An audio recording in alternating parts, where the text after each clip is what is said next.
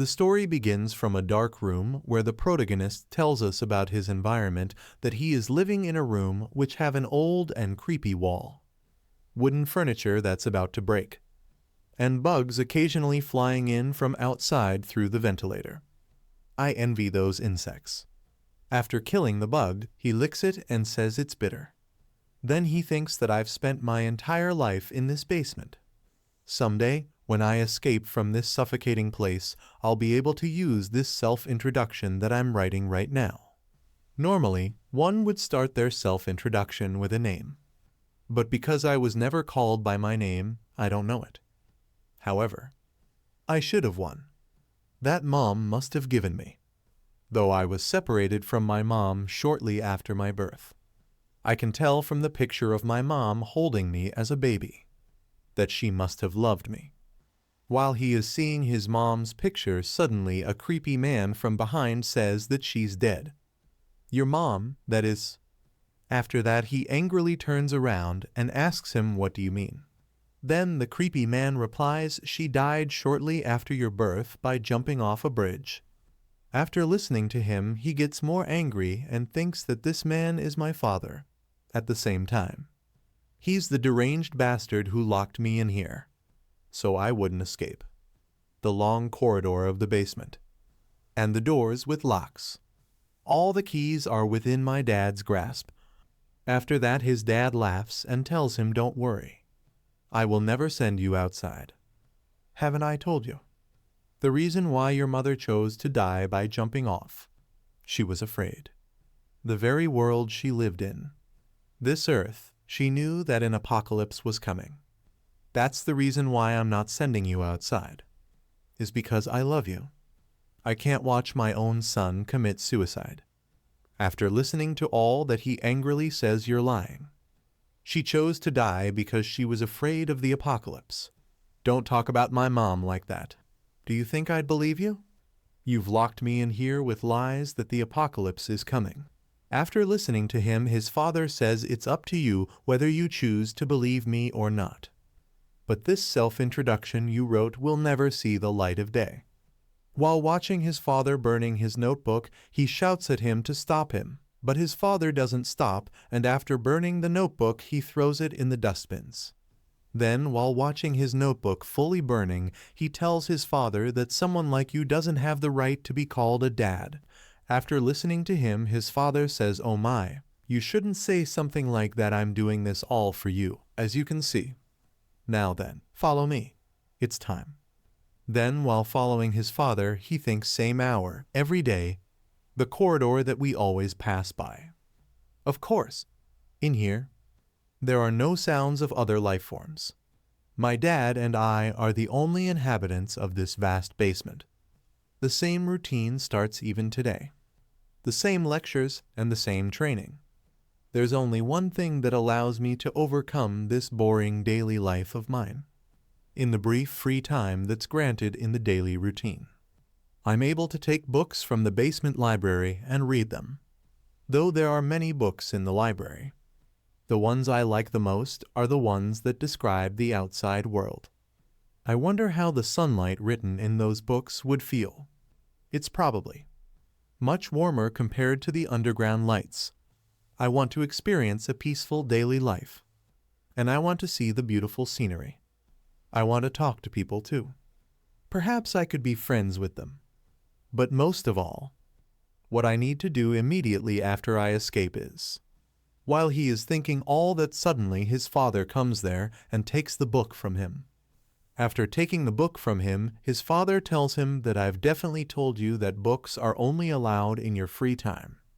Then he looks at the book and says this is a book about the surface. How pathetic. And asks him, do you still have a lingering attachment to the outside? After that, his father tells him that I've told you this before, you can't ever go up outside. When the apocalypse comes, the world will be filled with screaming and blood, and only ashes will remain in the end. It seems you still haven't realized that this basement is the only way for you to survive. After listening to him, he thinks again, it's that lie again. All that about the apocalypse coming or whatever. Because of that absurd reason, he's locked me in here for the entirety of my life, and continued to torment me through physical abuse. I will escape this prison no matter what. But now isn't the time yet. I need to wait for the moment when he drops his guard, and he becomes defenseless. Meanwhile, later in the training room, while he was doing push-ups, his father asks him, "Are you tired from just that?" and tells him that you won't be able to survive the apocalypse at this rate. You've only done 10 push-ups until now. After that, suddenly he falls down because of the heavy load that he was carrying on his back while doing the push-ups. After that, his father moves his hand forward to lift him up. While looking at this, he asks him, "Why are you helping me?" After which his father pulls him up so fast that he falls backwards towards the wall. Then his father tells him that if someone reaches out their hand towards you, never trust them. You should be wary of humans the most, especially in times of the apocalypse. That is why I've trained you and taught you combat techniques. When you inevitably encounter other humans, you must be strong enough to survive even with just your bare hands. Then his father suddenly notices that he is not listening to him because he got faint because of falling on the wall while exercising. After that, his father says, "How weak. To think you'd be out cold from just that." Then suddenly he opens his eyes, and while seeing his father leaving, he thinks carelessness. After that, he suddenly picks up a sharp wall tile, and while running towards his father, he thinks the moment I've been waiting for, when my dad drops his guard entirely. After that, suddenly his father turns around with a very creepy face and dodges his move. And with his full power, he kicks him in the face that this time he actually faints. After that, later, from the sound of the water droplets, he suddenly wakes up and finds himself in his room. Then his father comes there and says, "You're finally awake," and tells him that was a good attempt. Your attack, that is. But didn't I tell you already? If it's not with your bare hands, then all this training means nothing. Therefore, your penalty for using a weapon is you're going to have to train twice as much. Get some rest for now. Tomorrow is going to be a tough day. After that, his father leaves, and he thinks I know something my father doesn't. When he turns the light off, all the electricity in the room turns off for a moment, and all the noise disappears. In that moment, when I focus on my listening, I can hear things I couldn't before. Things from far away.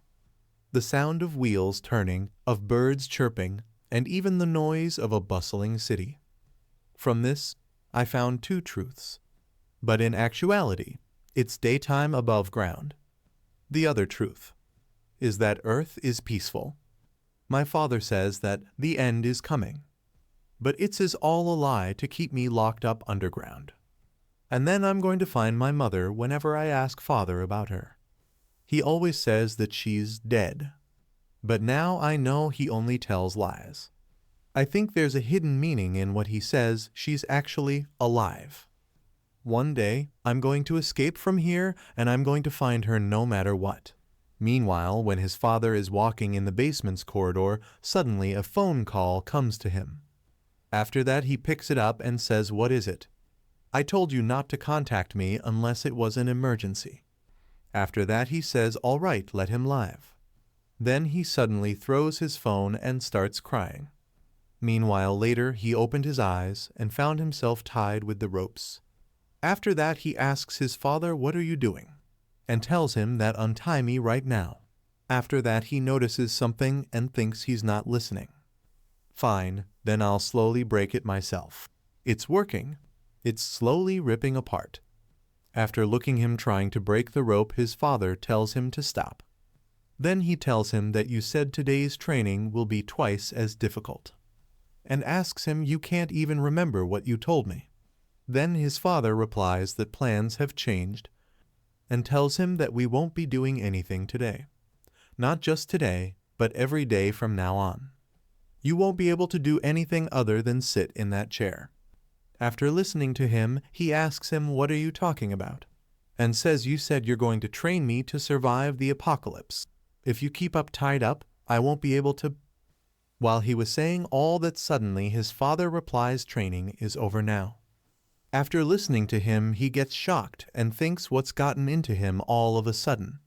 I can't do anything if I'm tied up like this. I won't have a chance of seeing my mom. After that, while seeing him trying to break the rope, his father asks him, "What are you doing?" Then, while using his full strength, he again tries to break the rope.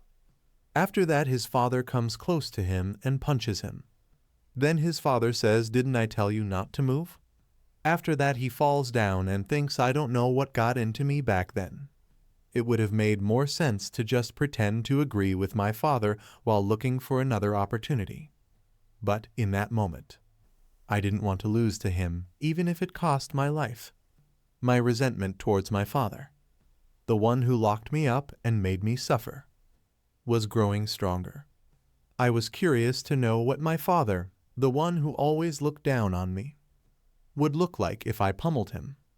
I thought my father would undoubtedly be angry. But something was different. What I saw in front of me were the tears that were always hiding behind the eyes of a deeply sad man. After thinking all that, he asks his father, "Why do you look that now?" Then suddenly his father punches him and he falls down, and the punch was so hard that he gets faint, and the last words of his father which he listened to was, "I hope you'll understand."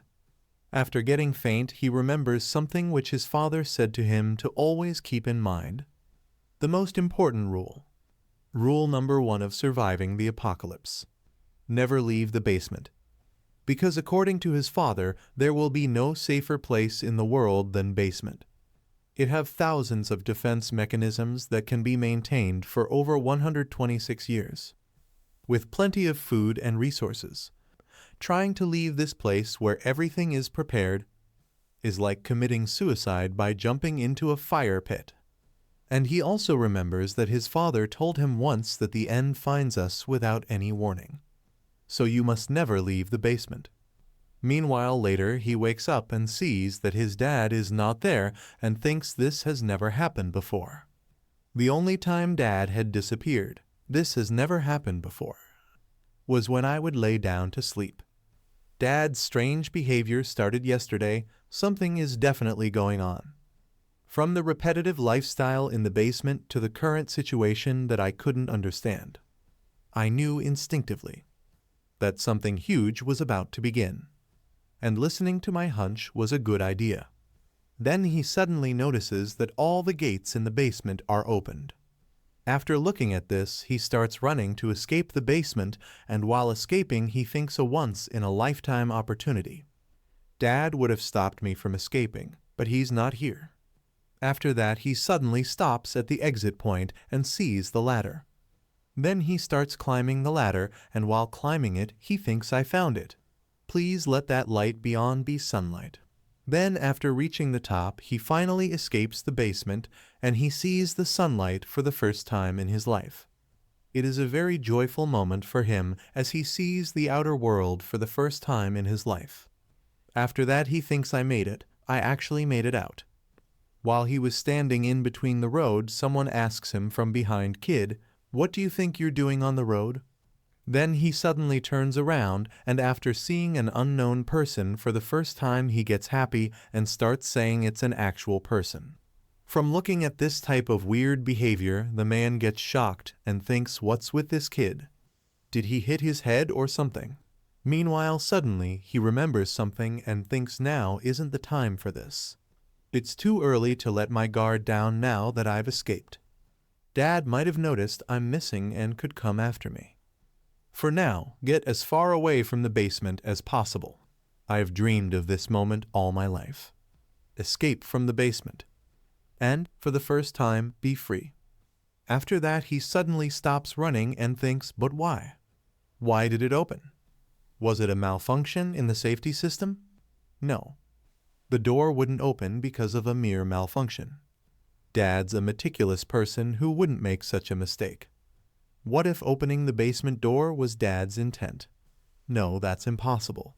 The one who made the rule to never leave the basement was Dad himself.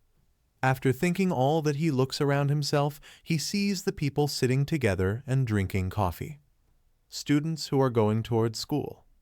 an old man who is giving a balloon to a kid, and the kids who are running and playing with each other. After seeing all of this, he thinks that's right, everything Dad said was a lie. It's so peaceful as expected, an apocalypse approaching just doesn't make sense. When he is enjoying the joyful environment, he forgets his dad's words that the end finds us without any warning. Because the environment in which he is peaceful is going to change soon. After that, suddenly birds start moving here and there, and something starts coming towards Earth. While looking at that thing, people start talking with each other that it's getting closer. What in the world is that? I don't know. It's not the moon, right? What? The moon? What are you saying? Can you not see that? After that, suddenly everyone sees some very weird-looking creatures coming towards the Earth like a tornado. After looking at this, he remembers his father's words that never leave the basement. This is a basic rule that best guarantees survival. Then he thinks, however, there is an exception. If the basement's location is exposed to the enemy or a dangerous moment arrives. Rule 1-1 no longer applies.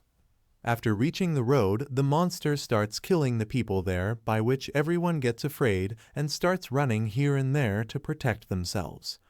Then, while looking at this, he also gets shocked and thinks Dad had told me once.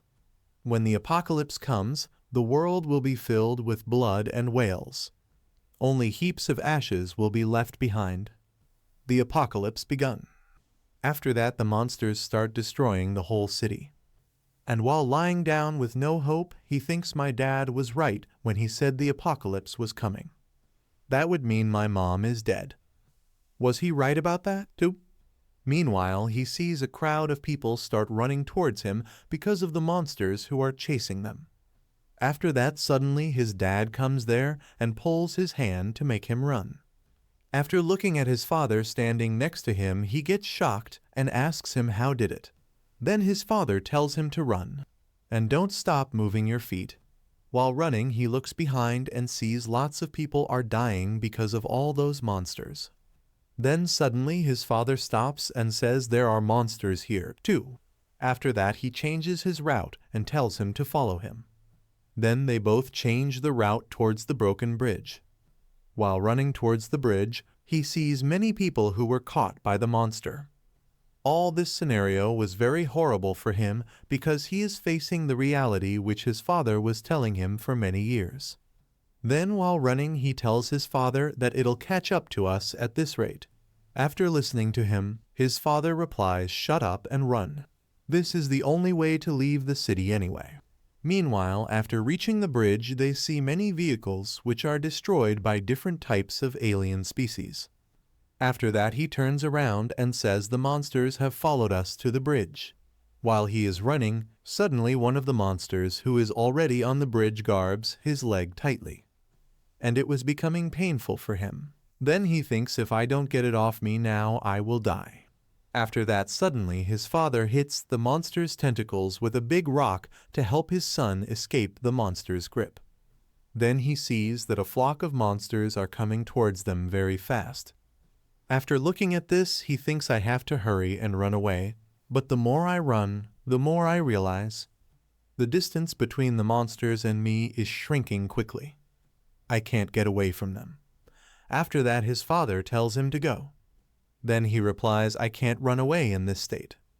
After listening to him, his father tells him that you'll be able to run away by yourself. Then he thinks that's right. Just run, you always ignored me anyway.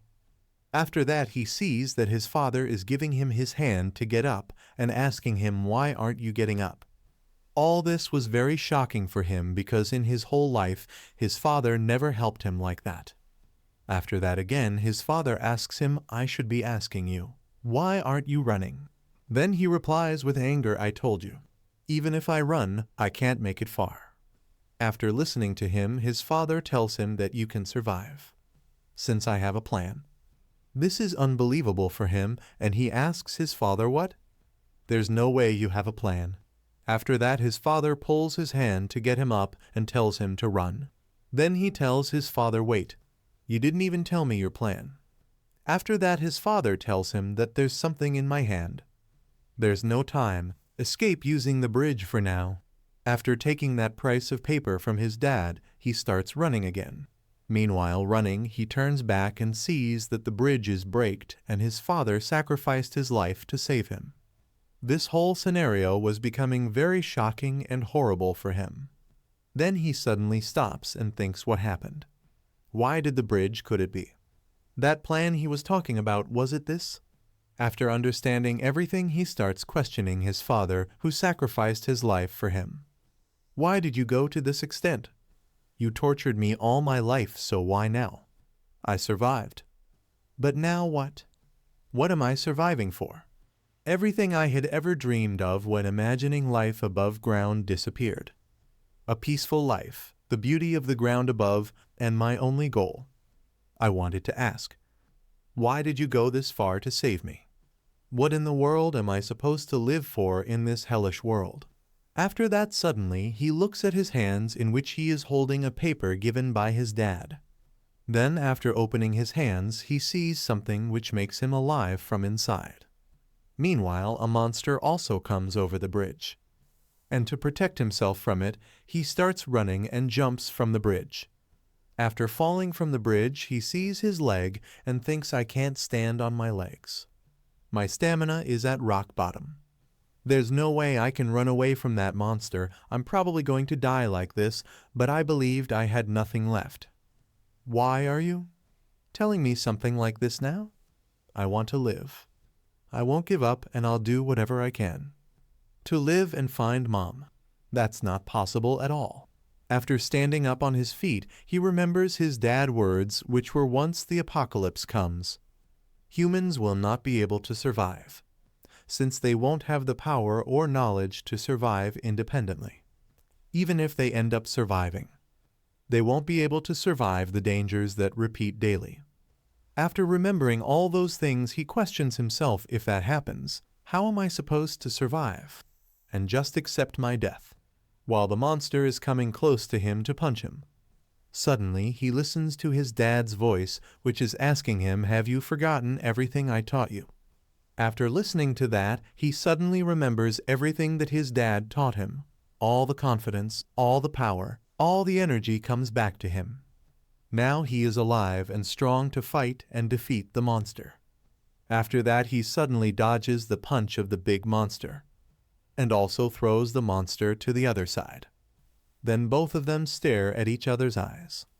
After that again, his father's voice comes into his ears like a weapon that you're different from ordinary humans. The biggest difference between you and them is that you know how to survive. After that, he sees a sharp-edged thing, and then he calls the monster towards him to attack. This time he was fearless like a lion who can fight and also kill his opponent for survival.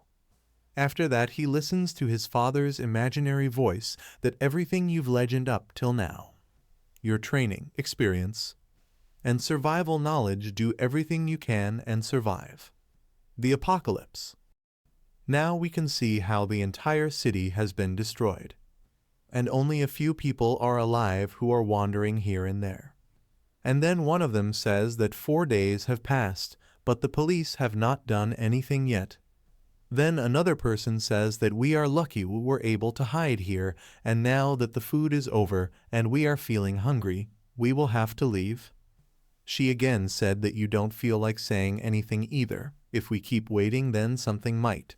And while she was speaking, someone called her from the side. Then she looked at him and asked him, what is it? He replied, why don't you just cut that out now?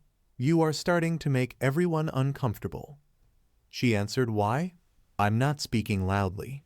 Then he got a little upset by her words and placed his hand on his head with an annoying expression and said, that's not what I mean. Never mind, I ended up losing my mind at this point. After that, when he was moving forward, she called him and said, we've checked the area and couldn't find anything to eat. He said, we have to find food somehow if we want to stay here. Then she remained silent for a while, and suddenly she said that I did not check that place, and after hearing this, he was completely stunned. After that, she said, I didn't look over there, so I'll check again, so please don't give up. Then a slight smile was seen on his face. Seeing her expression, she thanked him, and that too with hesitation. Everyone else is exhausted from guarding themselves against the monsters, so nobody is willing to help. Then he said to that girl, "You're the only one willing to help this much. You're a really great kid." She replied, "Not at all. I'm really not that great of a student." He said to her with full enthusiasm that, "Let's keep hoping and try to get everyone out of here alive."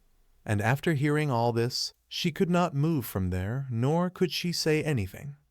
Then they went out from there in search of food and saw two people sitting facing each other in a corner. Then she came to them and asked did they find any food in this area.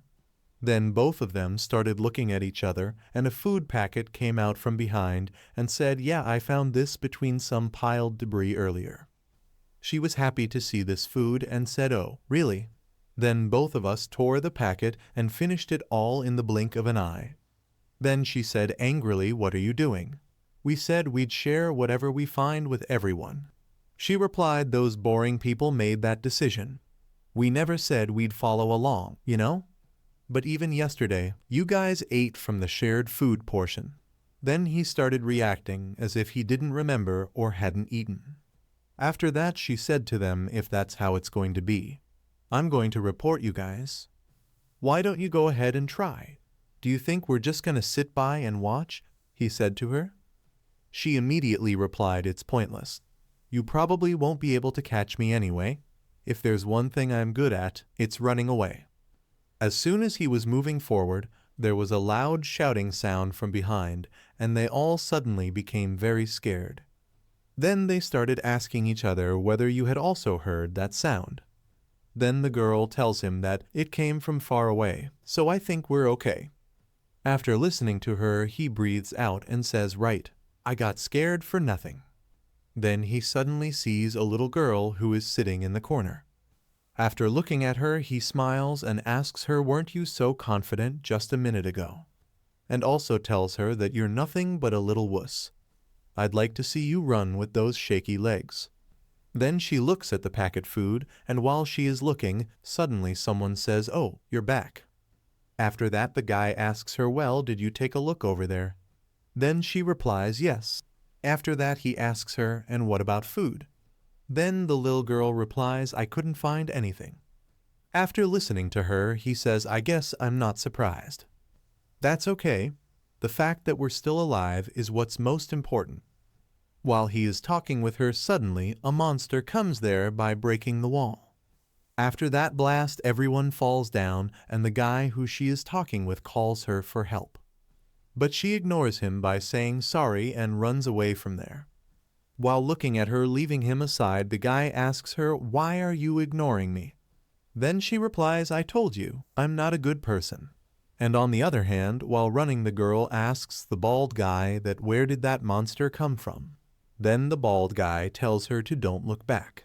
Meanwhile, the bald guy looks at front and says there's one over there, too.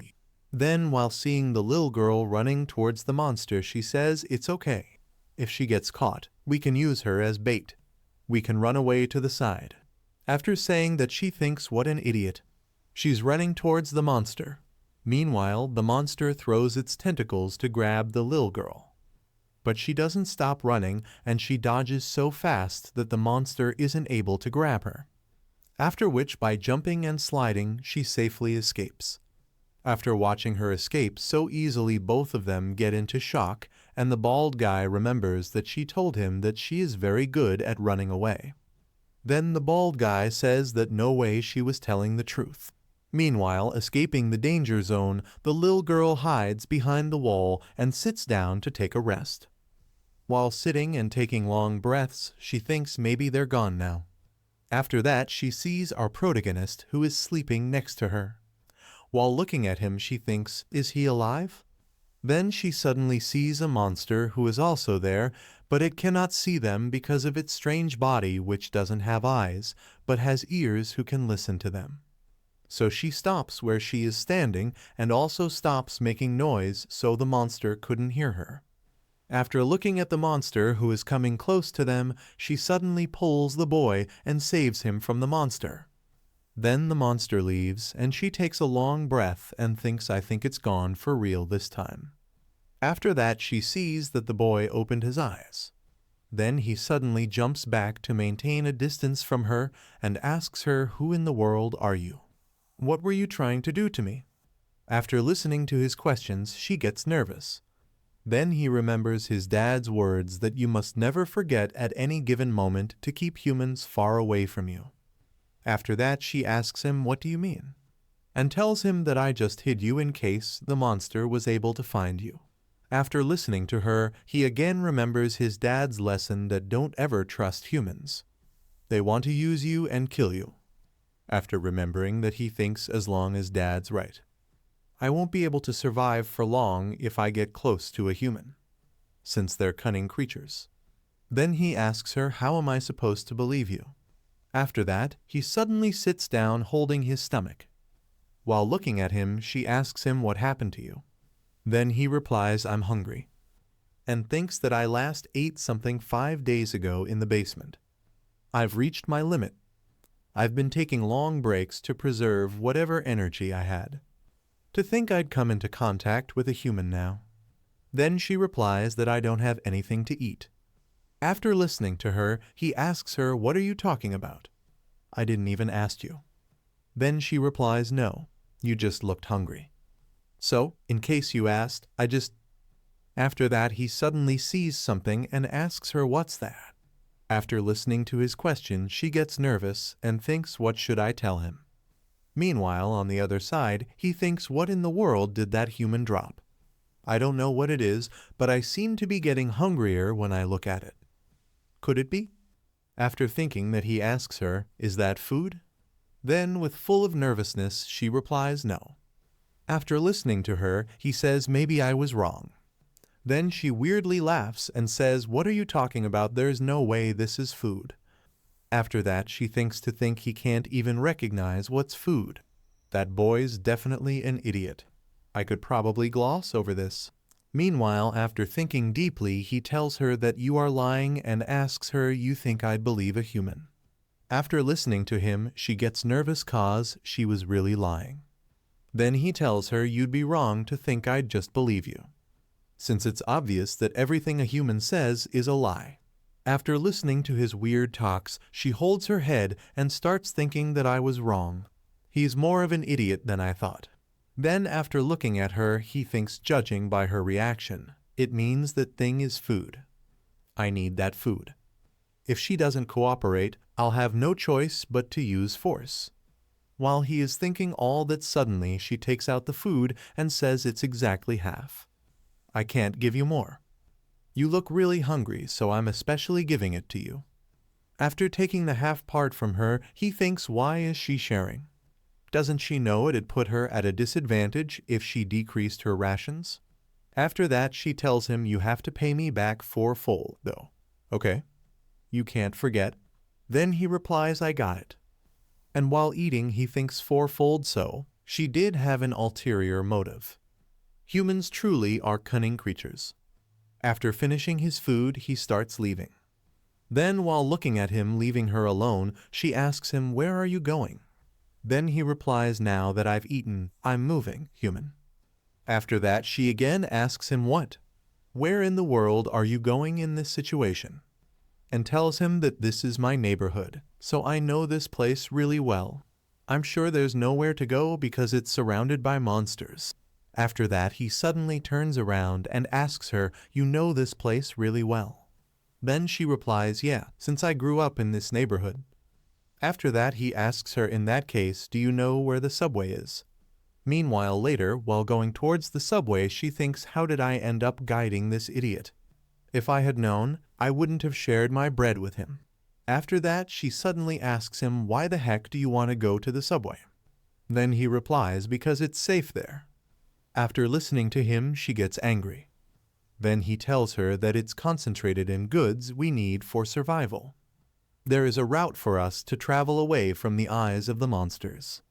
And more importantly, the subway makes it hard for the monsters to detect humans. After listening to him, she starts thinking he truly is a strange boy. He speaks as if he knows something. especially when he couldn't recognize the bread earlier. Meanwhile, they finally reach to their destination, and she tells him that I'm sure it was somewhere over here. After listening to her, he asks her, "Are you sure it's here?" "I'm sure I heard the subway is underground." "I knew it, you were trying to deceive me, right?" Then, after listening to his weird questions again, she angrily replies, obviously, "This isn't the subway. I'm trying to find the entrance. Wait here for a bit. If I go here, I'm sure I'll find it." Then suddenly a person comes in front of them. After looking at that stranger, he says, "I came here because I felt something, but I didn't realize there would be actual people talking here." Then he asks the old man, "Who are you?" After listening to him, the old man replies, "Your words are coming off rude, young man. We'll leave the introduction for later. Follow me." While following him, she asks the old man, "Where are we going?" Then the old man replies, "Weren't you looking for it?" Meanwhile, after reaching the subway, he says it's right over here. While walking, they see many people over there who were hiding there to protect themselves from monsters. After that, the old man tells them that I can't forget about that moment. To think monsters would have appeared without a single warning.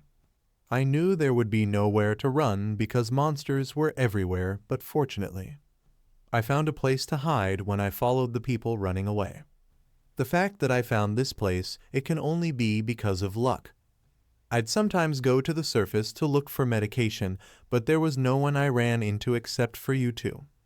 After listening to him, our hero thinks I was initially planning to plant a base in this subway station. But there are more humans here than I expected. I can see all types of humans. Powerless humans trapped in despair, and humans who show their wicked selves upon those humans, and a strange human I can't get a read on. The more humans there are, the more risk factors there are. Among them, there is not one who could put me in danger. I can instinctively tell who's dangerous, just like those monsters on the surface and my dad. But no one gives off a dangerous feeling among them. Maybe I should stay here for now, since none of them will be able to harm me, even if they end up being my enemy. After that, the old man asks them, "How about we introduce ourselves?" and tells them that my name is Hwang Bam. As you can see, I'm a doctor. I was searching for medication on the surface, and that's how I met you both. I wasn't able to get anything much. After listening to him, she says, "Then, I'll go first. My name is Haru." Then the doctor says, "What a good name," and asks her, "Judging by your clothes, are you a student at virtual middle school?" Then she replies, "Yes, that's right," and asks him that, "Do you know my school?" After that, the doctor replies, "Of course. Our hospital was across the school, near the shopping mall." Then, after listening to him, she thinks, was there a hospital there? After that, the doctor looks at him and says, "Your clothes, I might have asked a stupid question. It seems you've gone through a lot. Anyway, what's your name?" Then first he thinks about his name, but as we know, he doesn't have any name, so he replies, "I don't have one. I've never had a name." After listening to him, the doctor feels strange and says, "You can tell me next time. I hope you tell me once you think we've gotten closer." After that, suddenly a guy comes there and says, "Sir, I think things have gotten worse."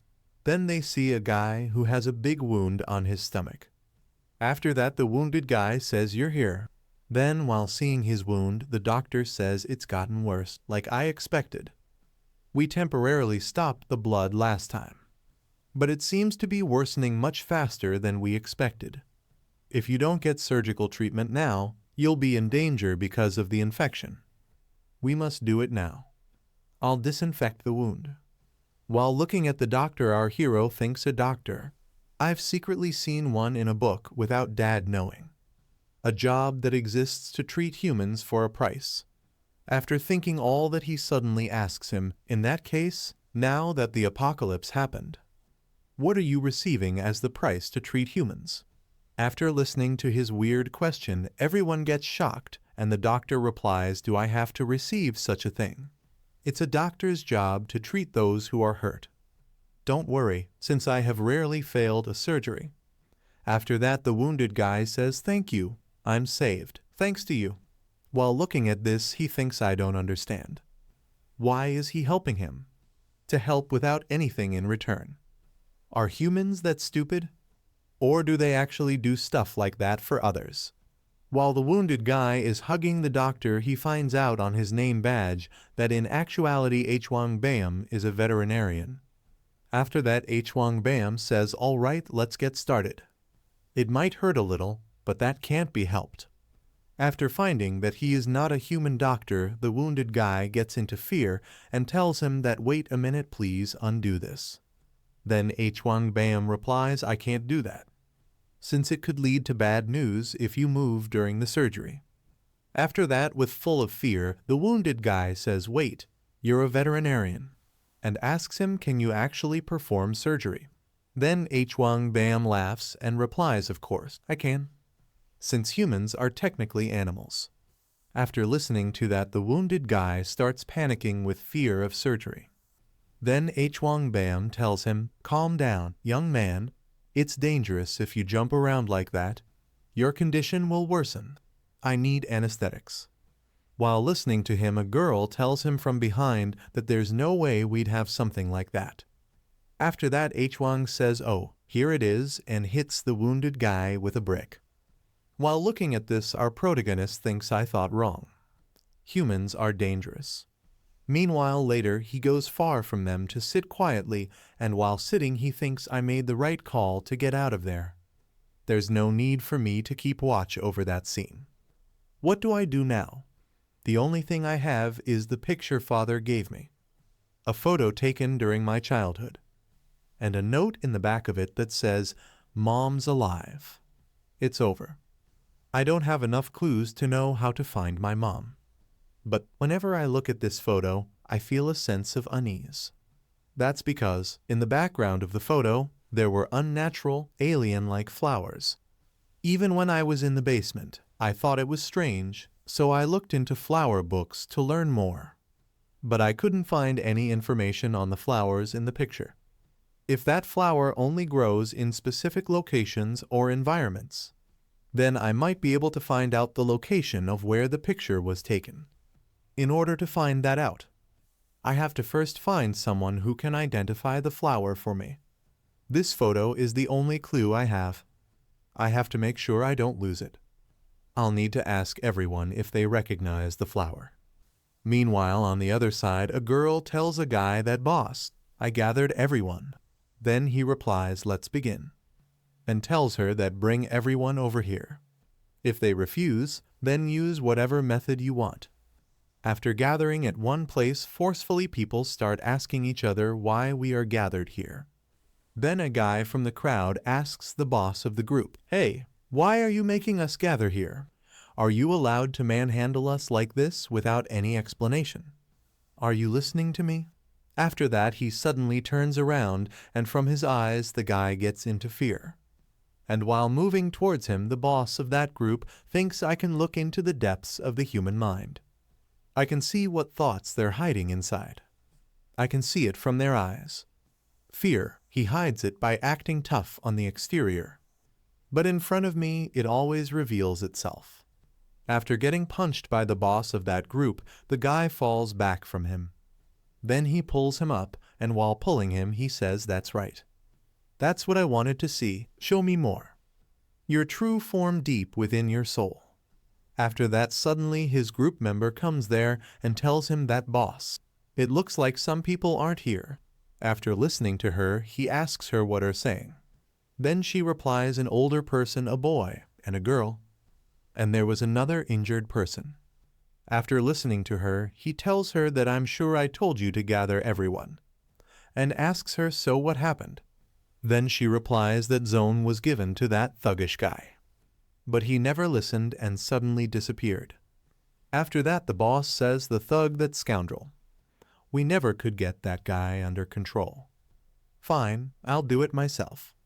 After that, while going towards them, he tells her that I want to look at their faces when I find them. Then she asks him, "Boss, what should we do about this one?" After that, he replies, "Tie him up and throw him outside." After listening to him, that guy gets into fear, and in panic, he says, "You can't. I'll do whatever you ask." Meanwhile, on the other hand, our protagonist suddenly awakes and thinks, did I fall asleep? I couldn't get any good rest the past few days, because I had to guard myself against the monsters. After that, he suddenly sees something weird and thinks, where am I? I'm pressing down on my foot, but I can't get a sense of the ground. Is this place trying to swallow me up somehow? No, I might somehow be swallowed up already. While he is trying to escape, suddenly something starts grabbing him, and that thing fully covers him. After that, he suddenly wakes up and thinks a dream. But it felt so real. After that, he sees a group of people standing in front of him, after which he asks them, who are you guys? Then the boss of that group tells him that you've got 2 minutes. If you don't get to the center of the station within that time, you'll be expelled from this place. Then one of his members tells him that you better get going now. If you don't run, it might be too risky for you. After that, he stands up on his feet, and while looking at him, the boss of the group thinks I was curious to see who the ones hiding were. But maybe having expectations was pointless. After that, he asks the boss, so you're going to expel me? Then from his question, the boss gets into shock. Then he asks them, how will you expel me, without any fear in his eyes? After listening to him, the member of that group says, what? This crazy brat. Then the boss says, no, it's fun this way. After that, the boss tells him to look at his eyes, and says, show me the true form. That's hiding behind your eyes. After that, one of the group members asks the boss, hey, what's going on, boss? And tells the protagonist that you're in trouble now. You should have just left when we gave you 2 minutes. After listening to him, he replies, 2 minutes, no 2 seconds, it's plenty of time to take you guys down. Then, after listening to his reply, the group member starts laughing and says, it's just as you said, boss, this guy's funny. Then he takes out his knife and asks him, so are those your last words? After that, his boss stops him. Meanwhile, our protagonist notices that his family photo is missing. After looking at him that he is getting worried about the missing of his family photo, the group member shows the photo to him and asks him, oh, are you looking for this?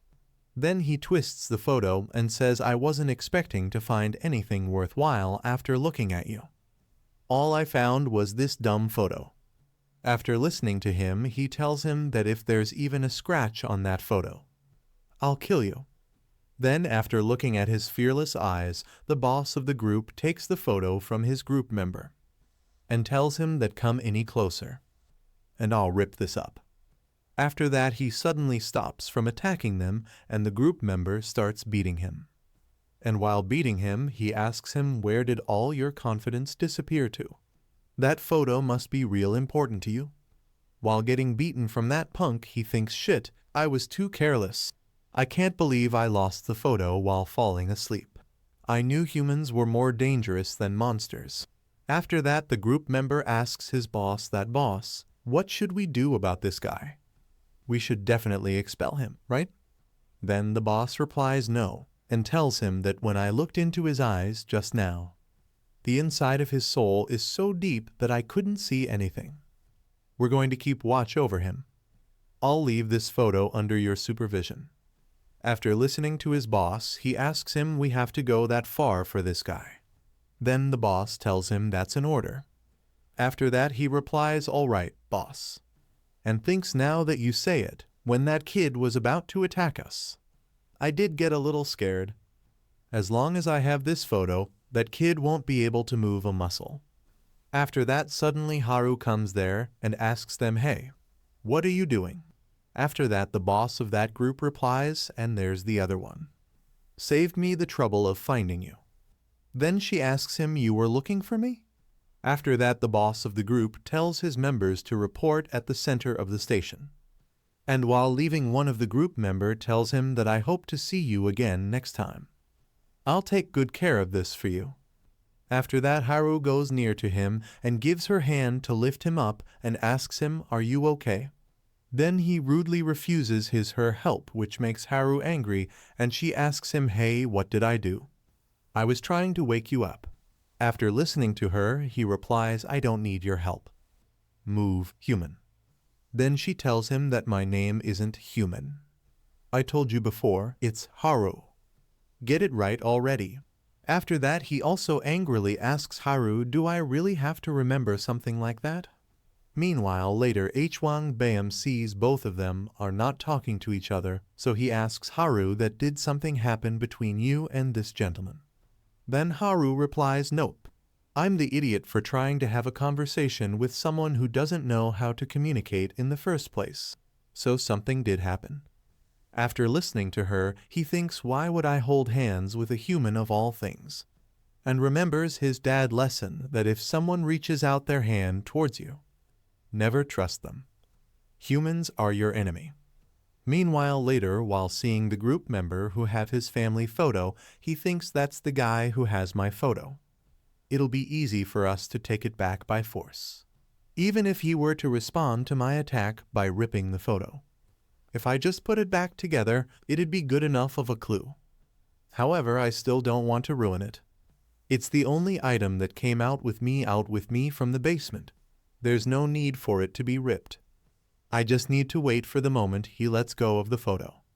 After that, the group leader says everyone's gathered now. So let's begin. You're going to be given 2 options. Follow me or don't follow me. If you choose to follow me, you won't have any reason to worry about being kicked out of here. Like that guy over there. This guy tried to cause chaos in our subway, which is the only shelter around. Therefore, I decided to expel him. If you choose to stand on this side. At best, I won't treat you as a rebel like that guy, who was trying to break the order.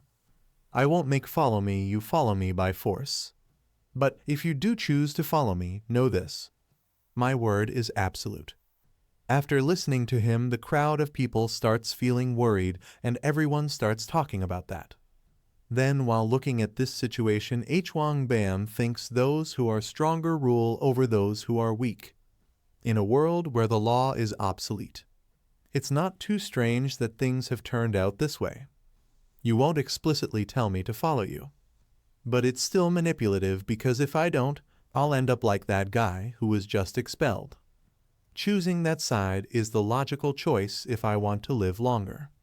If you've already lived a long life, being unpredictable every now and then isn't so bad. If I join that side, I might not be able to help when a patient really needs it. So I'm going to stay on this side. While he is thinking all that, suddenly Haru says, even if I'm here alone. After listening to her, he gets into shock and asks her, you're not going to join them, little one? Then Haru replies no. After that, Hwang Bam tells her that hurry up and go on over there. If you think you're going to stay here, you're being foolish. After listening to him, Haru laughs and says, but, sir, I don't think I'm the only one being a fool here. After listening to her, he again gets into shock, and he sees that no one is joining their group. No, we can. After that, a girl got confused and said, why is no one including me? I didn't plan on staying here, damn it. Do you all get it now? We're screwed. Those guys are now going to watch for us. Our fate is to be captured and tortured. Then someone says from behind, no, there's no way. It won't be that bad. Then the girl smiles after listening to that. There is another girl who is mentioning these things, and again, she said it won't get as bad as torture. Won't they either they starve us to death or kick us out to be food for the monsters? The girl who is listening to her shouts angrily and says, I knew it, we're screwed. A little girl came running and collided with the doctor. The doctor said to her that, kiddo, you can't run around. The man beside her says, I'm sorry, elder. I should have held onto her properly. The doctor laughed and replied, it's all right. She's at the age where she should run around. Kiddo, listen to your dad well. The little girl said something softly to him. The doctor replied, I can't hear you very well. Again she said the same thing, but this time she screamed angrily and said, he is not my dad. My dad is somewhere else. He's probably looking for me with my mom. The man also replied, to be honest, she's not my kid. We simply crossed paths while running away. So until we find her parents, I'm trying to play the part of her guardian. After that, two men were gossiping at the gate, and one of them came to Armik and said, "You can't come over here." The boss said so. Anyone who leaves this room will be severely punished, so don't think you're an exception just because you're young. But he didn't reply and kept silent because he was thinking about that bastard who took his mom's picture. After some time, we see the resource stuff or food items are there for distribution. Again, that girl complained that what? Why are we only getting this much? You can obviously tell there's a difference with those guys. He replied, "Boss rules. Either way, you guys are stuck in that room not doing anything anyways. Do you really need to eat a lot?" Now we see a person who is lying down but wakes up after smelling some fragrance and thinks, "I smell something good. Is it his time?" Now we see those two people who were distributing ration. They are talking to each other that ration are finally over. "By the way, do you know that person?" The other one replied, "Who?" He said the one called Boss Left-Hand Man. "Oh, that person looks dangerous." Then he replied, "Yeah, his nickname is Chicken Comb. He doesn't listen to the boss well and goes around alone. But I guess there's still a reason he's called the boss's left-hand man. He kills people ruthlessly with a smile, or so they say. Anyway, he's considered very vicious, so you can't bother him, not even by mistake. If you were to ever rub him the wrong way, well, it's said you're better off being eaten by a monster." Then all of a sudden that little girl comes running fast with her food and collides with the boss's left-hand man, and her food gets scattered. After that he tells her, "My God, little kid, it's dangerous to be running around here. Now my clothes are like this, follow me." After looking at him coming towards him with the little girl, two of the guys standing there start talking with each other that look over there. No way is the next victim that kid. Ruthless as expected to think he'd bother such a young kid. But why is he coming this way? After that the boss's left hand says, "Hey, you listen." Then he replies yes. After that he tells him that it's nothing much. "Give this kid her rations." Then the guy says yes, but the rations are one per person. After listening to him he says, "Then you can just give her mine." Then the guy gives the food to her and thinks, why is he giving his meal? I know. Is this the food torture that's only talked about? To bother a kid while giving his own meal. How vicious, yet persistent.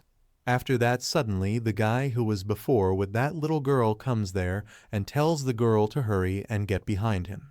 And asks the boss's left hand that what exactly did this kid do wrong. After listening to his question, he angrily asks that guy, "You have a problem with my actions." Then after that he takes the little girl with him and tells her that these despicable devils. Now let's go back quickly. And while looking at this, one of the girls asks Haru that doesn't it seem like there's more surveillance? Then Haru says, "I know, right?" On the other side, while sitting, our protagonist thinks, "Damn, it should I just leave to find that guy?" After thinking all that he looks towards Haru.